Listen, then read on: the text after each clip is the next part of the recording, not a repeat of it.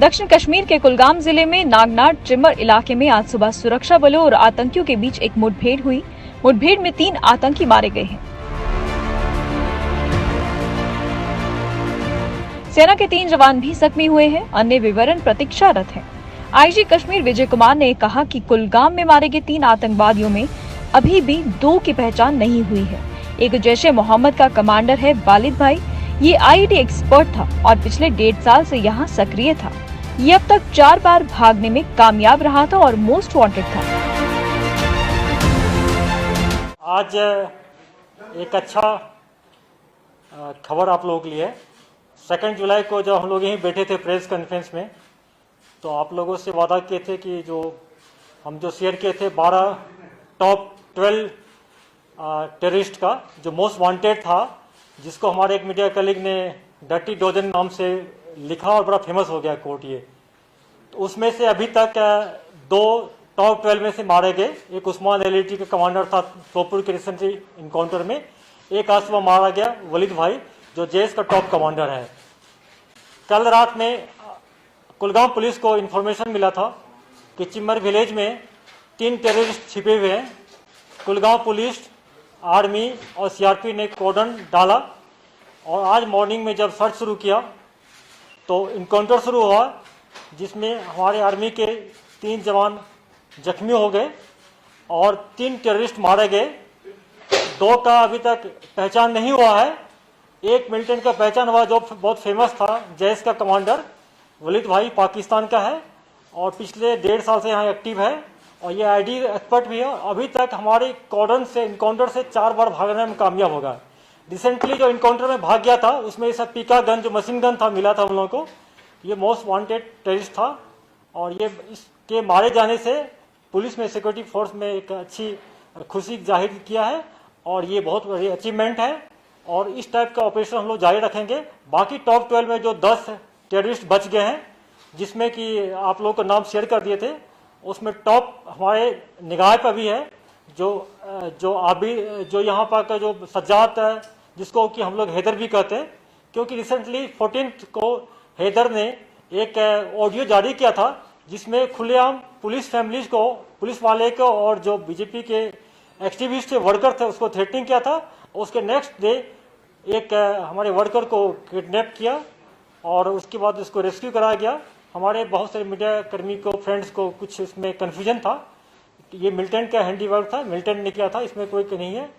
और मिलिटेंट क्यों करता है? क्योंकि पाकिस्तान की तरह से मिलिटेंट को बहुत इंस्टिगेट किया जाता है कि कोई यहाँ वायलेंस करे, लोगों में टेररिज्म फैलाए या आतंक फैलाए, लोगों में डर फैलाए। इसमें जो हमारे चाहे पॉलिटिकल वर्कर हो, चाहे हमारे पुलिस कर्मी हो, जो हमारे स्टाफ पुलिस पर्सनल है, वो सॉफ्ट टारगेट होता है हरदम, क्योंकि उसको रात में घर जाना होता है। जब घर जाते हैं तो उसके साथ कोई हथियार नहीं होता है, कोई सिक्योरिटी नहीं होता है। ये मोस्ट वल्नरेबल एस्पेक्ट है। हम लोग एरिया को भी डोमिनेट कर रहे हैं और इस टाइप जितने भी टेररिस्ट जो हम लोग को थ्रेटनिंग कर रहा है उसको न्यूट्रलाइज भी करते जाएंगे। और मैं मिलिटेंट्स को यह भी कहना चाहता हूं कि आपने जो ऑडियो में कहा था कि पुलिस मिलिटेंट्स की फैमिली को परेशान कर रहा है, ये टोटली गलत है। सिर्फ हम लोग मिलिटेंट्स के एक फैमिली मेंबर को, एक के जो मिलिटेंट मारे गए उनके मदर को अरेस्ट किए, क्योंकि उनके खिलाफ बहुत सारे सबूत है। उस सबूत के कारण ऑनरेबल कोर्ट ने उनको बेल देने से मना किया है। ये फुल प्रूफ है, इसमें एविडेंस काफ़ी है। हम लोग किसी मिलिटेंट की फैमिली को तंग नहीं करते, ये गलत एलिगेशन है। इनफैक्ट मिलिटेंट्स हमारे निहत्थे पुलिस वाले को, सिविलियन को टारगेट करते हैं। अगर आप लोगों को कोई क्वेश्चन पूछना हो तो जैसे कि फौजी भाई के मरने के बाद 2 टेररिस्ट था जो कि आईडी एक्सपर्ट था, खास के पाकिस्तानी। उसमें अदनान है जिसको लंबू बोलते हैं, दूसरा था वलीद भाई।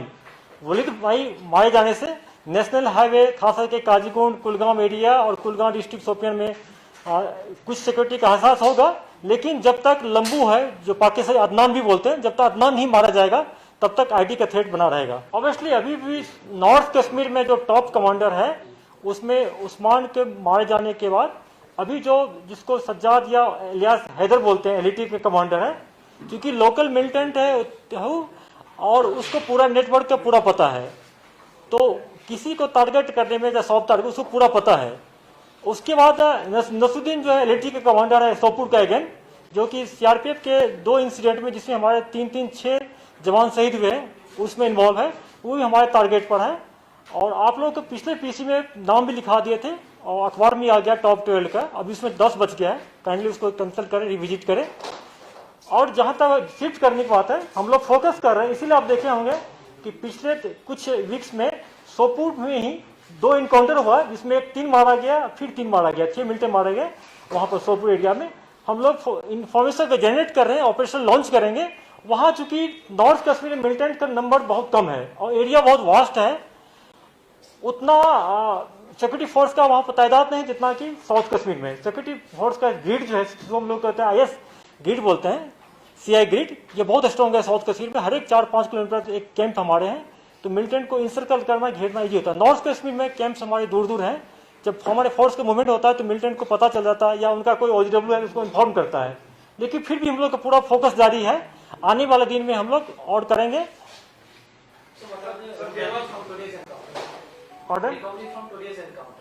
उसमें एक M4 कार्बाइन जो US मेड है मिला है। जब किसी मिलिटेंट के साथ M4 मिले तो समझिए बहुत बड़ा कमांडर होता है। उसके साथ एक AK-47 मिला है, एक पिस्टल मिला है, एक विजुअल लॉन्चर मिला है, बहुत सारे ग्रेनेड।